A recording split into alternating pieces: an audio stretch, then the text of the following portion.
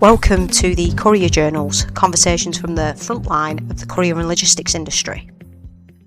Hello and welcome to another episode of the Courier Journals. Today I'm super excited to introduce my third guest, which is, we've tried discussing this prior to actually pressing record, but he won the Innovation Salesperson of the Year, should we call it, Justin? Yes, that's correct, Emma. That Yeah. was quite a while ago. Actually, Emma remembered that, and I didn't even remember that. So thanks for the credibility. Listen, I've got to big you up to the audience. I've got to make sure that they know that you know what you're talking about. So, but thank you for coming on. Obviously, I know we tried to film this a couple of weeks ago, but as people that do know you will know that you're a man of many trades and very busy all the time. So, Well, yeah, funny enough, I didn't actually tell you this, but I ended up in Romania somehow. oh, it does not surprise me with you at Yeah. all, honestly. But one thing, as I mean, we've known each other now for a couple of years. But one thing I didn't actually know about you is how did you actually end up in logistics? Was the role that you're in now and sort of what you're doing your very first role within logistics, or had you sort of tapped on the door a while ago? No, so funny enough, I just kind of fell into it. So I needed a job at the time. I was working for somebody that just wasn't paying, it just wasn't going well there at all. Uh, Yeah, and then the logistics came up. I went for the interview. It seemed quite nice. But once you get into it, you actually realize every day is quite different. So I've stayed in the industry ever since with the same company, and it's been quite good so far. And what is it? Just so the viewers know. So then, obviously, we'll get into the nitty gritty in terms of how you won the award that you won, and sort of the new, I guess, the innovation tactics that you've brought to the industry. Um, just so the listeners are aware, what is it? You don't have to tell them exclusively your job title, but what is it that you do in your existing position? So on a day-to-day basis, I do sales. So I actually do the full sales cycle. I go out, I look for the leads, I take meetings, I close the customers, and then most times for the first 2, 3 months, it's actually account management, being there with the customer, sure everything is good, and then finally handing them over to the operations department to actually take over and do what they should be doing, handling the customer. Just for people that are listening, what kind of sort of customers are you after? Is it multi-drop? Is it same day? Is it a bit of everything? Like, is there a specific type of, I guess, logistics work that you focus on? So the company I work for at the moment is actually quite big. So they move a 3PL. We cover everything. Actually, in the same day courier department. So yeah, it's the courier work that we go for. Mainly same day work for full vans. Cool, cool. And I think that from your own experience, because as we just mentioned, you've worked so broadly across so many different industries, doing obviously bits and pieces yourself on a freelance basis. When it comes to the competitive side of things, obviously you're going out, you're trying to generate leads for yourself, and I suspect business development managers that work at the company you're at. How competitive is the logistics industry, like compared to other industries that you've worked in? It's actually far more competitive than what I realized. To start with, costs are increasing. Everyone's fighting for the same customers, and there are plenty of companies willing to cut prices just to win work. So if you don't have something that makes you stand out, whether that's service, relationships, or expertise, it's very difficult to grow. Something else that is quite frustrating is the operations, if they're not put into place proper, they lose customers on a daily basis, I could even say. So that's also something that you're constantly fighting with is just making sure you provide a good service to rather keep the customers you have than to have to constantly go and look for more customers. Yeah, I completely agree that it was always a frustration of mine at previous companies that I've worked for. It's the operations are essentially key. You go in there as a salesperson, don't you? And you sell them a dream and you say, yeah, we can do this, we can do that, we can do this, and we can do that. But then if operations lets you down, it's so frustrating, should I say, being the forefront of that as the salesperson, because you essentially take the brunt of it from the customer. And I think you've hit the nail on the head. It's the reason why so many logistics companies struggle generating that new business and maintaining it. I think it's one thing getting the new business, which is difficult enough within itself, but then keeping that business on in a market that is so competitive is just so difficult. And kind of leads me really well on to my next question, to be honest. Obviously, you won this award with sort of the innovative tactics that you've brought to sales. Why do you think, with that in mind, why do you think so many logistics companies struggle to generate new business? Is it because they're using old sales tactics? Like, what in your opinion and your expertise, why do you think it is that they struggle to generate new business? A lot of companies just rely on waiting for the phone to ring, just thinking that customers will constantly come to them. They don't have any proper sales and marketing processes in place. And any sales and marketing process is actually better than none at all. So they Yeah. compete purely on price instead of showing customers why they're different and actually getting out there to say, hey, we're out there, we can help you with ABC, and we know that you're having this other problem with this type of company, and this is how we can help you solve it. This is how we are different and why you should go with us. Yeah, I think you've hit the nail on the head there. I speak to so many companies, and I see so many drivers that are out on Facebook groups and things like that, where it's just like they expect that jobs will come to them or work will come to them, and it really doesn't work that way. Like it's as you've mentioned, we're in an industry that is so competitive. Everyone's trying to undercut one another, and you've got to go out there and get the work yourself. We've noticed that ourselves. At the company I'm working for now, we've gone on a huge growth drive with our same day work, and now that we have made a real emphasis on that and a real focus on doing that, it's the returns are there to see. We onboarded new accounts this week, and it's just a team of two people essentially that's doing that. So I 100% back what you're saying, that people think that the work's going to come to them. Do do you think, I guess, with that in mind, then as well, that too many courier companies rely too heavily on platforms, I mean, such as Courier Exchange and things like that, instead of obviously trying to build these direct relationships, whether that be through bigger firms or whether it be trying to hunt their own customers down? I mean, I definitely think that platforms have their place, especially when you're starting out, but the Yeah, competition is huge. Um, So, I mean, somebody is always willing to do the job cheaper. Long term, you need to build stronger relationships. You need to build your business. Start trying to do some marketing, whether that's, I mean, even flyers. People say flyers don't work. I believe flyers could definitely work.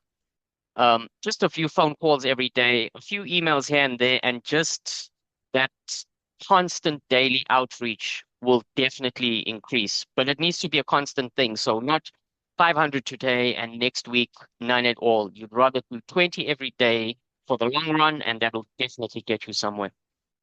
yeah. I think you've hit the nail on the head. Consistency is key, isn't it? I mean, obviously, we'll come on to the tactics that you found to be successful and things like that. But I think even within that, it's that consistency element. If you're going out and you're making a couple of phone calls once a month, it's not going to work. I think with anything, any walk of life, to be successful with something is to be consistent with it. Which maybe I should take that advice on myself when I'm doing these podcasts, hey, and not waiting weeks on end to record. So, would you say then, again, talking about your experience across other industries and things like that, is logistics more relationship driven or price driven? I think I think it's both. I can't really Yeah, say that it's either or. Your pricing definitely has to be competitive, but never be bottom of the barrel, because you're just working your way to the bottom.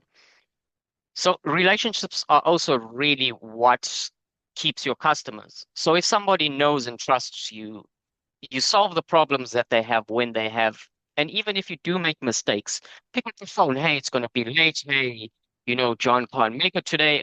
We're sending somebody else. Just find a way to solve the problem and to fix it. Um, so your customer service also needs to be really important. Just be transparent and open with what's happening if and when you ever have issues.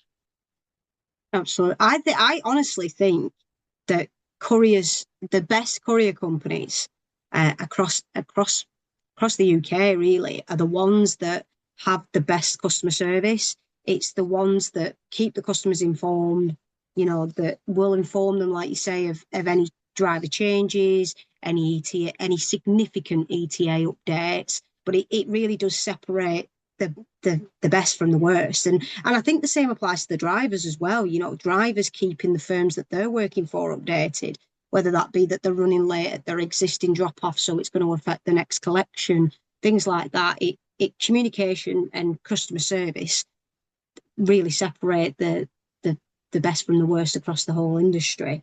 And what makes logistics sales different from selling physical products? Because I know you've done a little bit of that as well. So how do the two vary there? So with logistics, you're actually selling something people can't see. So all they're doing is going on trust, reliability, and confidence. So that's actually what you're selling. So you need to have proper case studies to say, hey, I've done this for ABC, I've worked with ABC, especially if it's a few bigger companies, even if you've just done one or two jobs, use that as your credibility just to show that, hey, this person is trustworthy, they know what they're doing, and they can just make it happen. Yeah, and the app that you shared that, and I think people should really take that on board that are listening, is the case study examples, because I have talked sales and marketing in previous episodes, but that's a really good tactic to use is case studies. Super important, and I think that goes even if you're subcontracting. If I'm subcontracting on behalf of a larger firm, whether that be Speedy Freight, City Sprint, etc., I can still, and I'm doing regular runs for, let's say, a construction company. I can still use that as a case study that I'm doing this work for that construction company. I don't have to explicitly name them, but I can at meeting point. I can turn around and say I subcontract and I do work for another company, but we on behalf of this company, and we do this type of work for them. It's as long as I think as long as you're clean about it and you're not playing any dirty games and poaching customers, which I can't stand, then I think that's fair enough. And one of the ways, obviously, that which you could share these case studies is probably your preferred method, if I'm not mistaken, which would be cold email. Why is it that you prefer cold email over cold calling? As I know it is your preference. So I feel with cold calling definitely has its place. But once you've actually built credibility, so cold email is really good because you can actually get a list of your operations managers, logistics managers, transport managers, whoever's in charge of emailing that, I mean, in charge of transport in that company. And you email them with a message basically saying, hey, this is what we do, this is how it works. And with cold email, you can send 500, 1,000, 2,000 a day. Cold calling, that's quite impossible. A lot of people are constantly getting cold called day in and day out. People don't even answer the phone anymore. I mean, if I see a number that I don't know, 9 out of 10 times I'm not going to answer unless I'm actually waiting for a call coming in. Yeah, yeah, absolutely. I think on that note, what actually makes someone open an email? Because it's as you say, if you see a number you don't recognize, 90% of the time you won't pick up. So, what makes you open a cold email then? So with cold email, it's really down to subject line. And most often than not, what people don't understand, a cold email is actually like an ad. So it comes down to timing. If you see an ad on TV, it's hot and they're selling fans, you're gonna buy the fans. So it's just like if ABC company has let me down. I get this cold email in saying, "Hey, John, we do logistics like that, and we've got a 99% delivery rate." That's the kind of email you'll be like, okay, let's actually open this email. Let's see what they have to say. Let's have a meeting with them, and then you take it from there. So, with cold email, it's definitely about right time and right place. That's what I believe. Yeah, and again, probably that consistency element as well, isn't it? Of not giving up at the first hurdle. It's. I'm sure you've probably got some statistic for us, but I'm pretty confident that most of the meetings that you've probably booked for yourself, for other members of your team, sales meetings with potential new prospects, I'm pretty sure they didn't come off just one email. I'm sure there were probably multiple in that sequence, right? Yeah, you're 100% correct. So most sequences you do 5 to 6 emails with your cold emailing tool. I mean, that's another story for another day. If Emma ever wants to jump on a podcast to explain the ins and outs of it. But there needs to be quite a few follow-ups. It's definitely quite important not to pester them like cold email every day. One or two a week. You leave them alone for a while and then you put them in on your next list, maybe 2, 3 months down the road. And I've actually had quite a few meetings, people saying, "Oh, you were quite persistent with your emails. That's why I actually decided to jump on the call." So all Oh, comes down to persistency. absolutely. So Mhm. I think you hit the nail on the head when you said that you've got to I guess stand out from other people, whether that be through your subject line or whether that be from your message, your service offering, and things like that, because that's essentially what's going to get them to open an email and book a meeting potentially with you. From your own experience, so you've worked in the industry now for some time, selling the actual service itself. What do you think customers actually care about the most? Especially, has it changed over the time that you've been in the industry? Like, has it gone from being very much a service offering to price orientated because of the economy we're in? What's your opinion on it all? I think right now with the fuel issue with fuel and fuel prices, it's definitely coming down to price. Yeah. To a certain extent, because a lot of people prices are going up of goods um, just because of fuel. So, I mean, companies' prices have shot up, others are bottom of the barrel, but I mean, low price, bad service as well. So, I really think it just comes down to both. If you've already got um, a proven reputation and a relationship with the customer, you shouldn't worry too much about price. But for new customers onboarding, I always feel that you need to give them a little bit of a special, so to say, at the beginning. Give them a bit of a better prices. Tell them, this is your starting discount just so they can see your services, and then you go from there.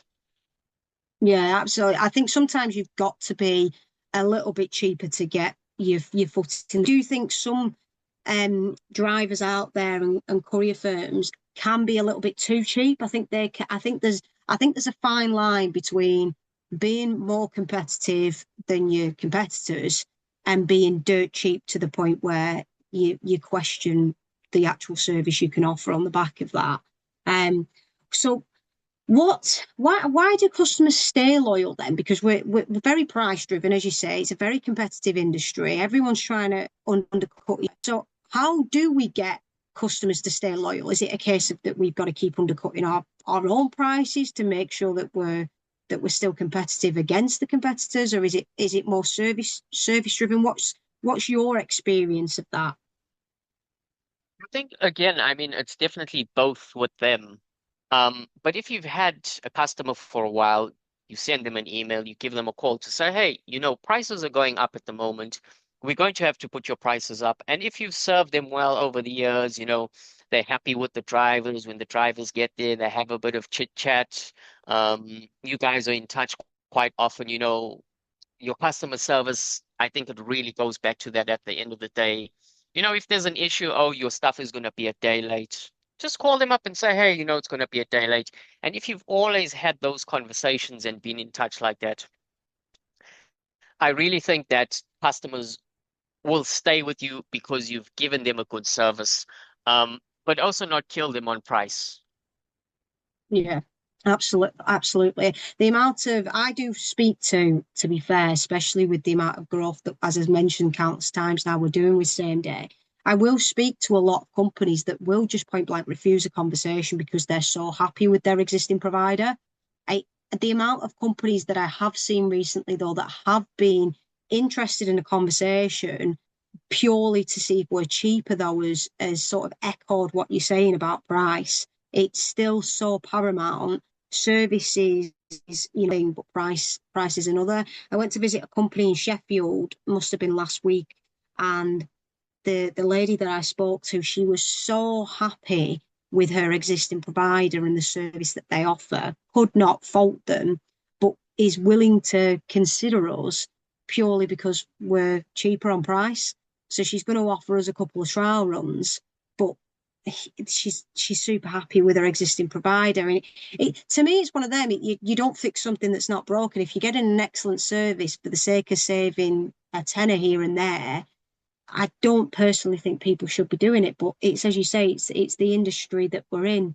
So I guess some of the you'll obviously speak like I do to companies like that every day. What are the biggest misconceptions customers have about specifically same day logistics in your opinion? So, I mean, people think it's just picking up a box, driving it somewhere, dropping it off. In reality, there's actually a lot that goes on behind the scenes, such as route planning, managing the drivers correctly, communication. I mean, communication for me is always key, and a lot of companies don't do that. Timing, customer expectations, and dealing with problems if something changes. Sometimes vehicles have issues as well. So there's actually a lot to it behind the scenes. Yeah, 100%. And I think, and we say that, I mean, well, I know you say that as someone that's not directly had to be involved in that process, but you see, I guess you are in sales because when something goes wrong, as we've mentioned, you're at the brunt of it. You'll know about it likely before the operations team will know that something's gone wrong because it's you that sold them the dream. So if if we're considering speaking to these people then and the idea and as you've just explained all the things that go on, so you do pick up that box and you do take it from A to B, but it's as you've mentioned, you've got your ops teams, you've got your recruitment teams, you've got your sales team, so you've got all those things involved. With that said, the price that these people pay for this service, have they been getting worse over the years in your opinion, or do you think that the prices sort of that customers are paying right now are fair? It's actually quite difficult to say. I mean, some companies are very overpriced, they have bad service, but customers stay somehow, some way.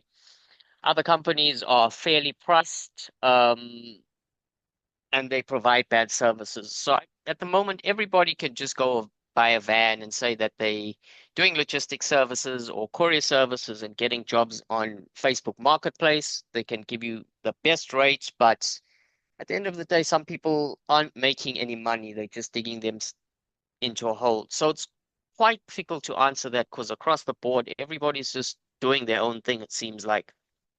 I love that answer. It really is that phrase of busy fools, isn't it? There's so many couriers out there, and it is I the biggest barrier to entry, not boundary, should I say, barrier to entry is obviously that buying that van. I think essentially once you've got the van, it's as you say, anyone can be a courier. What actually separates the good from the bad is the things that we've mentioned so many times, which is that communication element, which in turn is professionalism, in my opinion. With that all said, and the fact so many people can get a van now, do you think that the industry is oversaturated?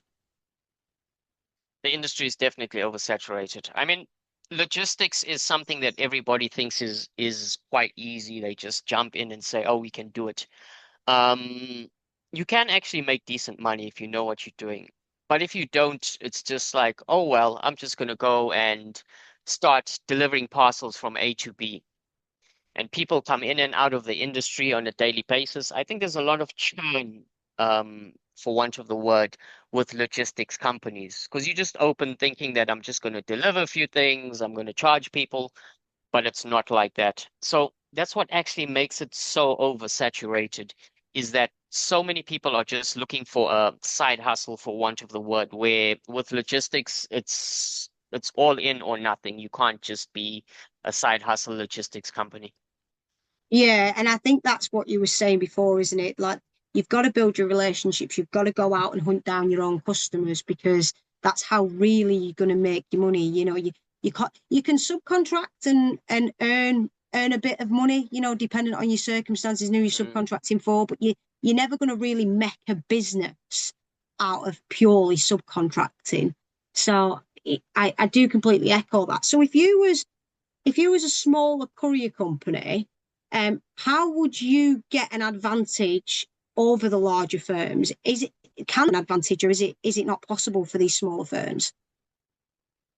I mean, there are definitely advantages. Smaller businesses often build a much stronger personal relationship with their customers.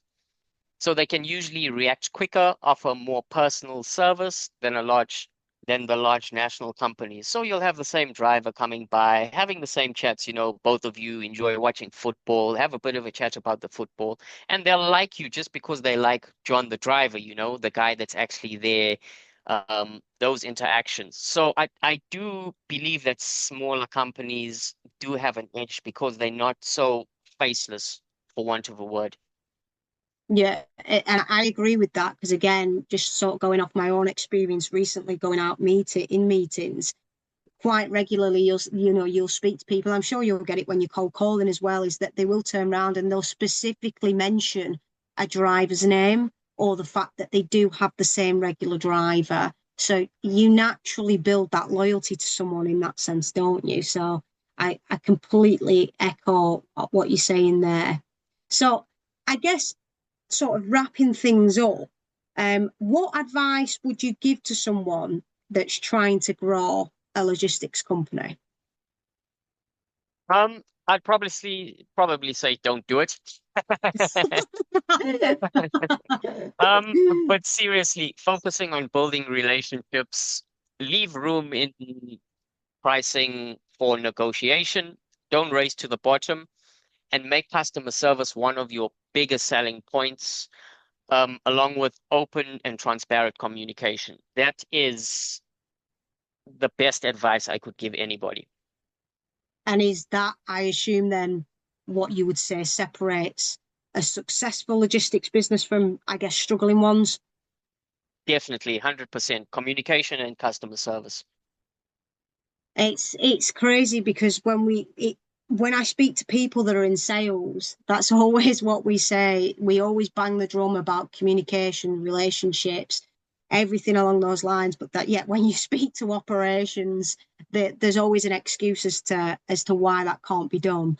And to me, it's if you care enough, then you'll do it. I've gone from sort of being in sales and managing that first bit of the cycle, trying to onboard the new customer, to actually now managing the operations side as well. And I think people like yourself and like me, that you automatically care more about the operations side because you're at the forefront of that customer cycle, that customer sales cycle. So I 100% echo communication and professionalism as being the thing that separates successful logistics businesses and struggling ones. But if you had any advice for sort of sales tactics before we do wrap this thing up as the winner of the innovative salesperson of the year, um, There's something I what had forgotten about, but okay, thank you. what would be your final advice, especially for people specifically here that are real small courier firms that are owner drivers that but they'll be spending 90% of their time on the road. So how would you advise for them? Because they might not have the time to essentially make as many calls or emails or do the things that we have the time to do because that's part of our job description. how would you recommend for these guys? Because even though you do have your role is explicitly that, you've obviously built businesses yourself from the ground up. So what would be your advice for those guys that are on the road 90% of the day? Um, well, successful companies don't just compete on price. So provide value, communicate well, solve problems quickly, and build long-term relationships.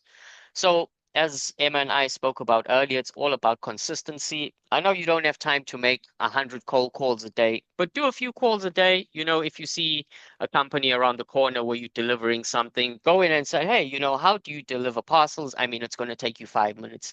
It is quite difficult, like door knocking or cold calling, if you want to call that for want of the word in the beginning. But after you've done it a few times, it's actually a lot easier to get a customer going into a company and having the conversation. They seeing John, they know John, he's a nice guy. We've had a good conversation. We might give him a chance. Maybe we'll give him 3 or 4 jobs a week. And that there, I would say, would be the easiest way for you to actually get new customers and grow your company. Well, I thank you very much for your time today and your expertise. I think the biggest difference between you and me at the minute is that you're doing this day in, day out. I'm not doing the full sales cycle that you are. I'm only doing half of it. So it's super great to have someone with your insight that's doing that initial lead generation as well onto the pod as well. Um, final question. What industries would you target? This is a hot question because I know I didn't tell you prior, but what industries would you target if you was someone that was an owner driver? Yeah, you've really hit me with a difficult question. Um, I mean, engineering companies, manufacturing companies, they've always got stuff to move. One that I always found was quite I don't know if not a lot of people talk to them or they don't get sold to that often, but packaging and containers, those sort of companies, they constantly needing stuff moved. Like restaurants always, it's kind of a consumable. It's also quite bulky, so they are always willing to pay for space. It's also not going to do it much damage on your vehicles because, I mean, packaging containers, they take up a lot of space, but they aren't actually that heavy to force load on your vehicle. And we all know the heavier things are, it's going to destroy your vehicle faster. So I definitely go packaging and containers. There you go, everyone. If there's ever any advice that you should be taking, it's from Mr. Justin Roberts himself. So, but no, thank you, Justin, for coming on. I really do appreciate it. And I know that there'll be so many people that will be able to take a lot away from your expertise that you've shared. As I say, there's a lot of sales myths. There's a lot of myths about logistics and what wins new customers. A lot of people focus so much on price, so it's really refreshing to get someone like yourself that's essentially on the front line of sales, that can really share some proper insight. So thank you ever so much for coming on. I've no doubt you'll now go and enjoy the sunshine. Course, Emma, So some lovely sunny weather, and it's always a pleasure having a chat with you and catching up. thank you, Justin. Well, I'm sure we'll catch up soon, but thanks again for coming on. Have a good one. Cheers.